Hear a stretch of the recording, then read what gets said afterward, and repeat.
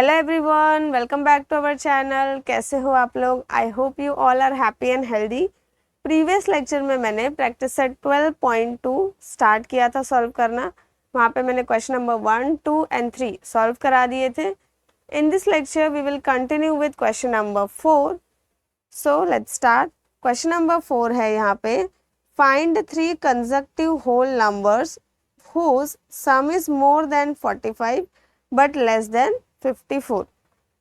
Question का मतलब है कि 3 कंसेक्यूटिव नंबर्स, 3 कंसेक्यूटिव नंबर्स। अब कंसेक्यूटिव नंबर्स क्या होते हैं? सो कंसेक्यूटिव मतलब ऐसे नंबर्स जिनमें गैप नहीं होता है और जो कंटिन्यूअस फॉर्म में होते हैं।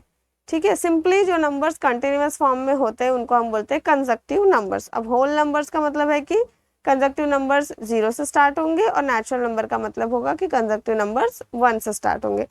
अगर मैंने देखो एग्जाम्पल के लिए यहाँ पे 1 से स्टार्ट किया तो 1, 2, 3 ये क्या हो जाएंगे? 3 कंसेक्यूटिव नेचुरल नंबर्स। अगर 0 से स्टार्ट किया तो 0, 1, 2 ये क्या हो जाएंगे? Consecutive whole numbers. अब अगर मैं 2 से स्टार्ट कर रही हूँ, 2, 3, 4, 5 तो ये हो जाएंगे कंसेक्यूटिव होल नंबर्स भी बोल सकते हो, नेचुरल नंबर्स भी बोल सकते हो। ठीक है, बट ये डिपेंड करता है क्वेश्चन पे। अगर 3 बोल रहे हैं तो हमें 3 नंबर्स लेना होगा, 4 होगा तो 4 लेना होगा, 5 होगा तो 5 कंसेक्यूटिव नंबर्स लेने होंगे। बट अगर मैंने यहाँ पे एक एग्जांपल ले लिया 4, 6 एंड 7। अब यहाँ पे 6 एंड 7 तो कंटिन्यूअसली है, 6 के बाद 7 आता है, लेकिन 4 के बाद 6 नहीं आता। यहाँ पे एक गैप आ गया ना, यहाँ पर एक गैप है, 5th वाला नंबर यहाँ पे एब्सेंट है, प्रेजेंट नहीं है। So such number is not consecutive numbers. ठीक है, such number are not consecutive numbers. तो यहाँ पर आपको समझ में आ गया होगा कि कंसेक्यूटिव नंबर्स का मतलब क्या होता है।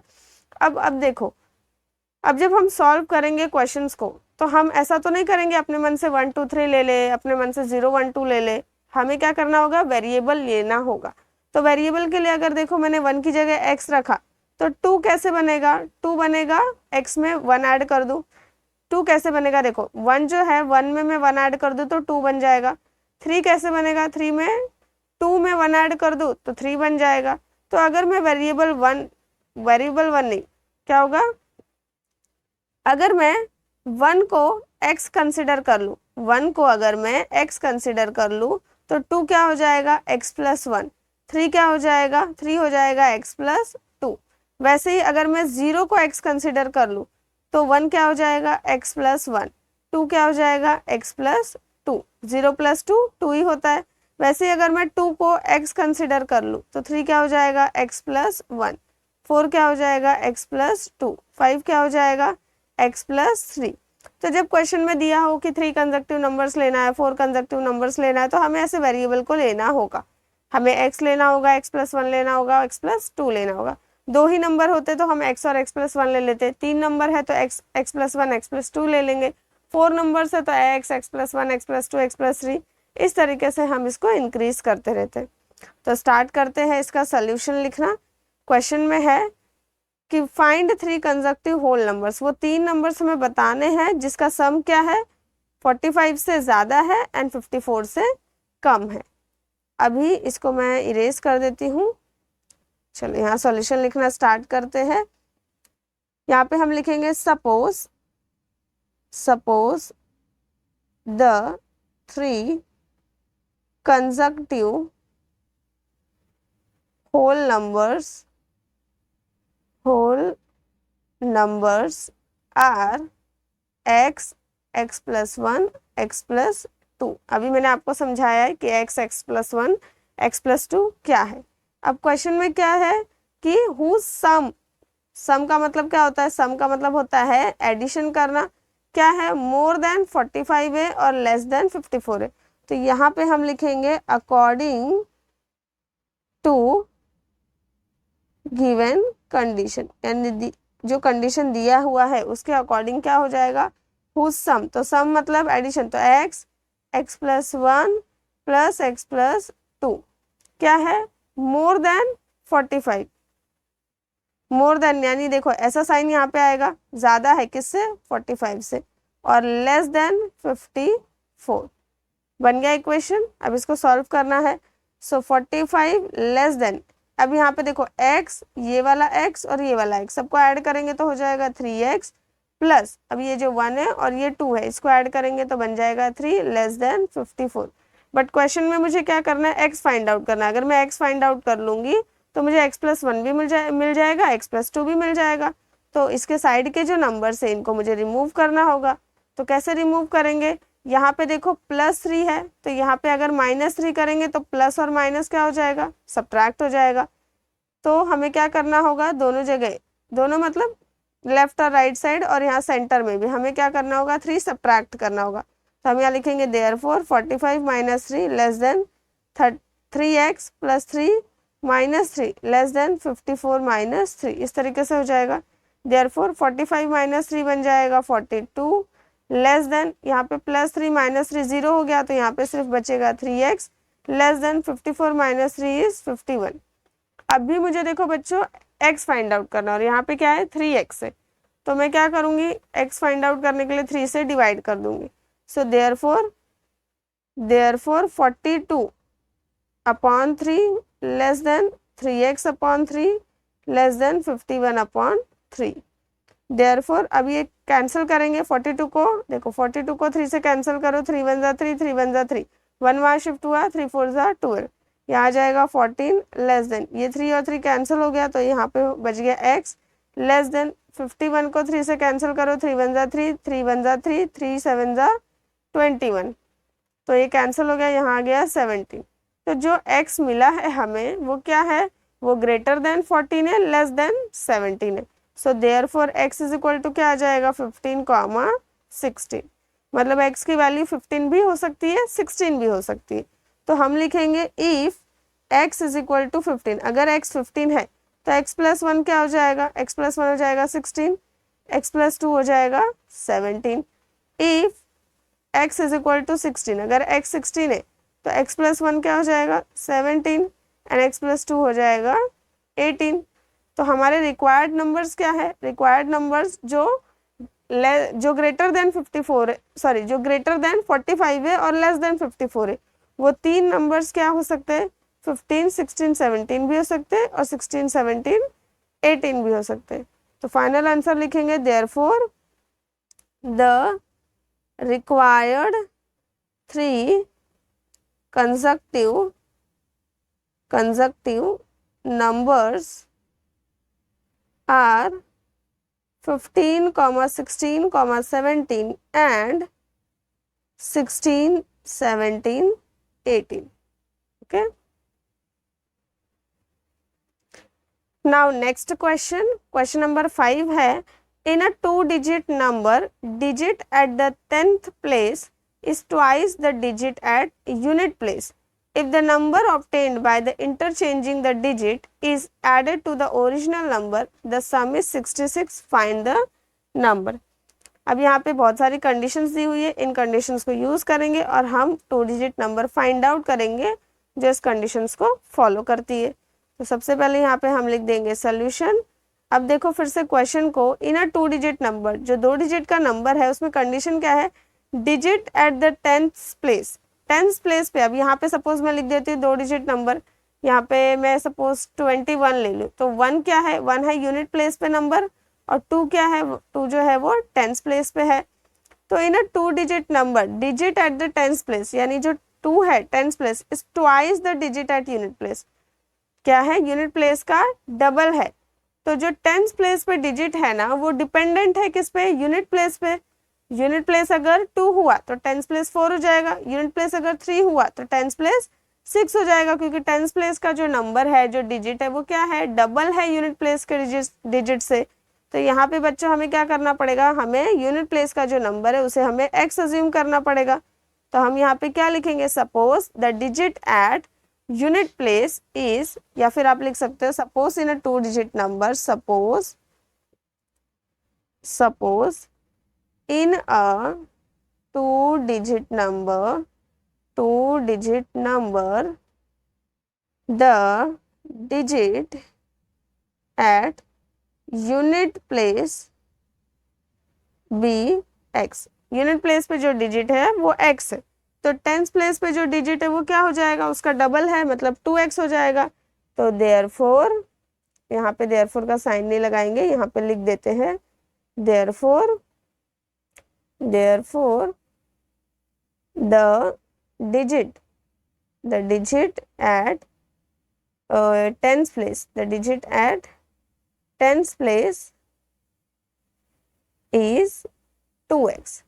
therefore नंबर, जो नंबर बनेगा वो नंबर क्या हो जाएगा, therefore ओरिजिनल नंबर, ठीक है, ओरिजिनल नंबर जो हमारा बनेगा वो क्या हो जाएगा बच्चों, यहाँ पे 2 डिजिट नंबर है ना, तो आपको पता होगा अगर सपोज मैंने 21 यहाँ लिखा है तो ये 21 बनता कैसे, ये 21 बनता है, यूनिट प्लेस जो होता है, यूनिट प्लेस जो डिजिट होता है उसकी प्लेस वैल्यू क्या होती है, 1 होती है, और टेंस प्लेस पे जो नंबर होता है उसकी प्लेस वैल्यू क्या होती है, मतलब उसे हम 10 से मल्टीप्लाई करते, ठीक है, 10 मल्टीप्लाई बाय 2, यहाँ पे प्लेस वैल्यू क्या हो जाएगी 20, और यूनिट प्लेस पे जो डिजिट होता है उसको 1 से मल्टीप्लाई करते हैं तो इसकी प्लेस वैल्यू 1 मल्टीप्लाई बाय 1 1 ही आती है, और 20 + 1 करेंगे तो ये नंबर 21 बन जाता है। ये आपने ऑलरेडी स्मॉल स्टैंडर्ड में सीखा हुआ है ये सब कुछ। तो नंबर कैसे बनता है, यहाँ पे जो टेंस प्लेस पे नंबर है उसको हम मल्टीप्लाई करेंगे 10 से, और जो यूनिट प्लेस पे नंबर है उसको हम मल्टीप्लाई करेंगे 1 से, तो नंबर बन जाएगा 2x multiply by 10 become 20x plus x multiply by 1 become x which is equal to 21x। तो ओरिजिनल नंबर हमारा क्या बन गया, 21x बन गया। लेकिन अब अगर आप क्वेश्चन को और ध्यान से पढ़ोगे आगे तो क्वेश्चन में क्या लिखा हुआ है स्टूडेंट्स कि if the number obtained by interchanging the digit, मतलब कि अभी हमें जो डिजिट्स थे यूनिट प्लेस वाले डिजिट को टेंस प्लेस पे भेजना है, टेंस प्लेस वाला जो डिजिट है उसको यूनिट प्लेस पे रखना है, ठीक है। अगर हम इंटरचेंज कर देते हैं, इंटरचेंज करने के बाद हमें एक नंबर मिलेगा फिर से, उसको अगर हम ऐड कर देंगे ओरिजिनल नंबर में, उसका सम कितना है 66 है। तो सबसे पहले हमें क्या करना पड़ेगा, हमें फाइंड आउट करना पड़ेगा number obtained by interchanging the digit. तो हम लिखेंगे यहाँ पे therefore number obtained by interchanging the digits, digits को इंटरचेंज कर देते। अभी x कहाँ था, यूनिट प्लेस पे था, तो x को हम टेंस प्लेस पे ले लेते, 2x क्या था, टेंस प्लेस पे था, यूनिट प्लेस पे ले लेते 2x मल्टीप्लाई बाय 1, तो x मल्टीप्लाई बाय 10 10x हो जाएगा, 2x मल्टीप्लाई बाय 1 2x हो जाएगा, which is 10x plus 2x become कितना होता है 12x। अब आगे कंडीशन क्या दी हुई थी, अगर आपके पास क्वेश्चन सामने होगा तो आपको देखकर उसको समझना चाहिए। मैं बोल रही हूँ कंडीशन क्या है कि जब मुझे नंबर को डिजिट्स को एक्सचेंज करने के बाद जो नंबर मिलेगा उसको मैं ओरिजिनल नंबर में ऐड कर दूं तो सम कितना है 66 है। तो यहाँ पे हम लिखेंगे अकॉर्डिंग टू गिवन कंडीशन, तो जो नंबर मुझे इंटरचेंज करने के बाद मिला डिजिट्स को वो है 12x, ओरिजिनल नंबर था 21x, इसका सम कितना है 66।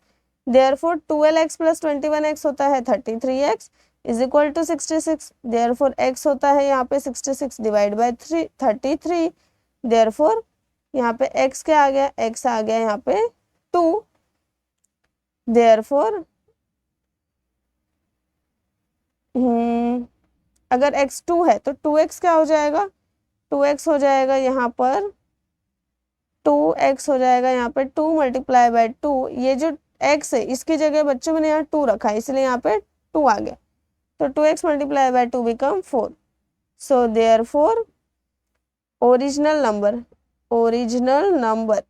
नंबर अगर आप यहाँ पे जाकर देखोगे, देखो मैंने यहाँ पे जो ओरिजिनल नंबर बनाया है ये जो यहाँ पे लिखा है इसी को हमें वहाँ पे लिखना है, तो यहाँ पे हम लिखेंगे 2x multiply by 10 plus x multiply by 1। तो 2x की जगह पे देखो वैल्यू मैंने फाइंड आउट किया है 4, तो मैं यहाँ 2x की जगह क्या लिखूंगी 4 मल्टीप्लाई बाय 10 प्लस x की जगह 2 आया तो 2 मल्टीप्लाई बाय 1, 4 मल्टीप्लाई बाय 10 होता है 40 प्लस 2 मल्टीप्लाई बाय 1 होता है 2, देयरफॉर 40 प्लस 2 बिकम 42। तो 2 डिजिट नंबर क्या है, therefore the required 2 digit number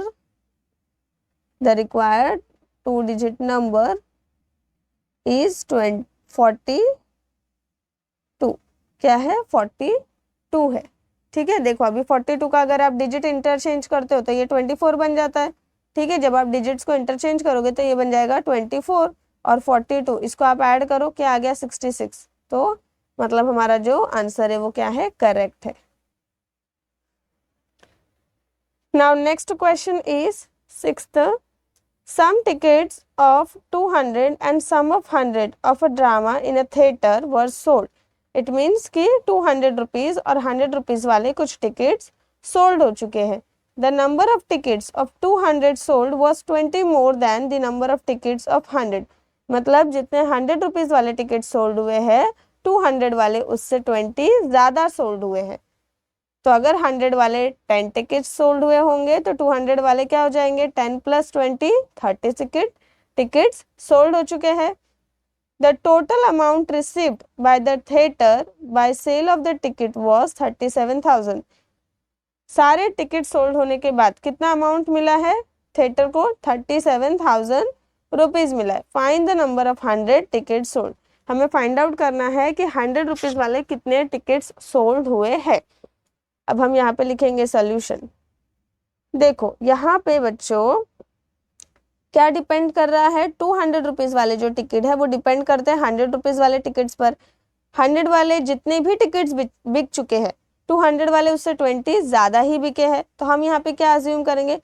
so my dear students, मैंने यहाँ पे ऑलरेडी लिख दिया है. Suppose the number of 100 rupees tickets be x and the number of 200 rupees tickets be x + 20. ये मैंने खुद से नहीं लिखा है, x + 20 क्वेश्चन में दिया है कि 100 रुपीज वाले टिकट्स जो सोल्ड हुए होंगे तो 200 वाले उससे 20 ज़्यादा ही सोल्ड हुए होंगे. तो यहाँ पे हमने 200 के लिए क्या किया, x + 20 अज्यूम कर लिया. अब हर जगह मैं वेरिएबल x लेती हूँ, ये कंपलसरी नहीं होता है, आप अपनी मर्जी से y, p, z कुछ भी ले सकते हैं. इसके बाद क्वेश्चन क्या दिया हुआ है, the total amount received by the theatre by the sale of ticket was 37,000. तो हम यहाँ पे लिखेंगे according to given condition, according to given condition. जो कंडीशन हमें दी हुई है मतलब कि total amount received by the sale of tickets. ठीक है, जो भी अमाउंट रिसीव हुआ टिकट सेल होने के बाद वो कितना है, 37,000 रुपीज़ है. अब यहाँ पे देखो 100 रुपीज़ वाले टिकट्स भी बिके हैं, 200 वाले भी टिकट्स बिके. बट 100 रुपीज़ वाले जो टिकट है, ये जो 100 मैंने लिखा है, ये 100 क्या है बच्चों, ये है एक टिकट का प्राइस. क्या है, एक टिकट का प्राइस. ये 200 क्या है, ये भी है एक टिकट का प्राइस. लेकिन 100 रुपीज़ वाले कितने टिकट बिके हैं, वो तो x नंबर ऑफ टिकट बिके है ना. तो हम यहाँ पे मल्टीप्लाई बाय क्या करेंगे, हम लिखेंगे मल्टीप्लाई बाय x प्लस 200 वाले कितने टिकट बिके हैं, x + 20. तो हम यहाँ लिखेंगे x + 20. अब इसके बाद हम इसे सॉल्व करेंगे. इसको मैं फिर से अच्छे से लिख देती हूँ. ठीक है, 100 × by x plus 200 × by x + 20. अब 100 × बाय x हो जाएगा 100x प्लस, अब ये 200 इससे भी मल्टीप्लाई होगा, 20 से भी मल्टीप्लाई होगा. So 200 × by x become 200x plus 200 × by 20 multiply करोगे तो कितना आ जाएगा, ये 30 और 2 2 ज़ा 4, तो आ जाएगा यहाँ 4000 इज इक्वल टू 37,000. अब फर्दर इसको सॉल्व करना है. सिंपली इक्वेशन सॉल्व करना तो आपने सीखा है, आप वीडियो को पॉज करके खुद से सॉल्व करके चेक कर सकते हैं कि आपको आता है या नहीं. सो 100x प्लस 200x हो जाएगा 300x plus 4000 is equal to 37,000. अब ये 4000 क्या होगा, left to right hand side में शिफ्ट होगा. तो जब ये शिफ्ट होगा तो यहाँ पे ये क्या है, पॉजिटिव है. देखो प्लस का साइन है, पॉजिटिव है, तो राइट साइड में जाकर क्या हो जाएगा, सब्ट्रैक्ट हो जाएगा, -4000. Therefore 300x is equal to 37 - 4000 कितना हो जाएगा, 33,000. Therefore x is equal to हो जाएगा 33,000 divide by 300. Therefore x is equal to, ये 2 0 इससे कैंसिल हो गया है, 3 1 ज़ा 3, 3 1 ज़ा 3 और ये एक 0, 110. तो x कितना आया, 110. देयरफॉर x + 20 कितना हो जाएगा, 110 + 20 विच इज इक्वल टू 130 हो जाएगा. बट क्वेश्चन में हमसे क्या पूछा है, find the number of 100 ticket sold. तो 100 वाले जो टिकट्स थे उसको हमने x अज्यूम किया था, तो x का आंसर आया है 110. मतलब 100 रुपीज़ वाले 110 टिकट सोल्ड हुए हैं. तो हम यहाँ फाइनल आंसर लिख देंगे. सो बच्चों फाइनल आंसर हो जाएगा, hence the number of 100 rupees tickets is 110. अब इसके बाद नेक्स्ट क्वेश्चन है 7th वाला, of the 3 consecutive natural numbers. मैंने ऑलरेडी आपको समझाया है कि कंसेक्टिव नंबर्स क्या होते हैं, कंसेक्टिव नेचुरल नंबर क्या होते हैं और होल नंबर्स भी क्या होते हैं। आगे क्वेश्चन है 5 times the smallest number is 9 more than 4 times the greatest number, find the numbers. अब इसका सॉल्यूशन हम लिखेंगे। सबसे पहले हम अज्यूम करेंगे कि 3 कंसेक्टिव नंबर्स क्या है, तो हम लिखेंगे suppose the 3 consecutive natural numbers are, देखो यहाँ पे मैंने अज्यूम कर लिया, suppose the 3 consecutive natural numbers are x, x+1, x+2। अब यहाँ पे क्या लिखा है बच्चों, 5 times the smallest number, smallest number क्या है, सबसे छोटा नंबर x है, इज वो क्या है 9 more than 4 time the greatest number, और ग्रेटेस्ट नंबर क्या है x+2 है, और सबसे स्मॉलेस्ट नंबर क्या है x है। तो अब हम यहाँ पे लिखेंगे अकॉर्डिंग टू गिवन कंडीशन, यानी कंडीशन के अकॉर्डिंग। तो यहाँ पे मैं लिखती हूँ, देखो मैंने लिख दिया according to given condition. Condition क्या है 5 टाइम्स, 5 टाइम्स मतलब 5 multiply by smallest number, smallest number x है तो मल्टीप्लाई बाय x लिखो, इज लिखा है तो वहाँ पे इक्वल का साइन लगाओ, 9 मोर मतलब 9 ज़्यादा है तो यहाँ पे +9 करो, 4 टाइम द ग्रेटेस्ट नंबर तो 4 मल्टीप्लाई बाय ग्रेटेस्ट नंबर क्या है x+2। तो ये बन गया इक्वेशन। अब इसको सॉल्व करेंगे, 5 मल्टीप्लाई बाय x हो जाएगा 5x, 4 मल्टीप्लाई होगा x से भी, 4 मल्टीप्लाई होगा 2 से भी, सो 4 multiply by x 4x plus 4 multiply by 2 8 plus 9। अब यहाँ ये इरेज कर देती हूँ मैं। इसके बाद 5x is equal to 4x plus 8 plus 9 become 17। अब ये 4x लेफ्ट में शिफ्ट होगा तो ये सब्ट्रैक्ट हो जाएगा क्योंकि यहाँ पे ये एडिशन में है, therefore 5x minus 4x is equal to 17, therefore x is equal to क्या आ जाएगा 17 आ जाएगा।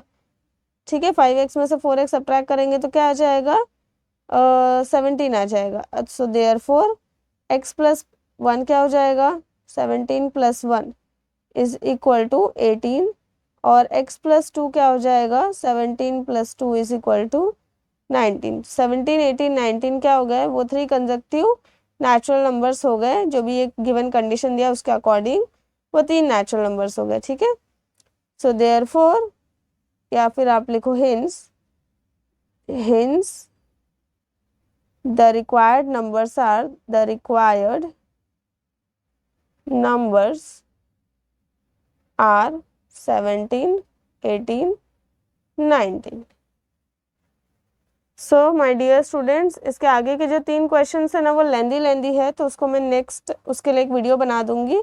अगर मैंने इसमें ही इंक्लूड कर दिया तो जो लेक्चर है वो 1 आवर का हो जाएगा, तो बेटर है कि मैं उसके लिए नेक्स्ट वीडियो बना दूंगी।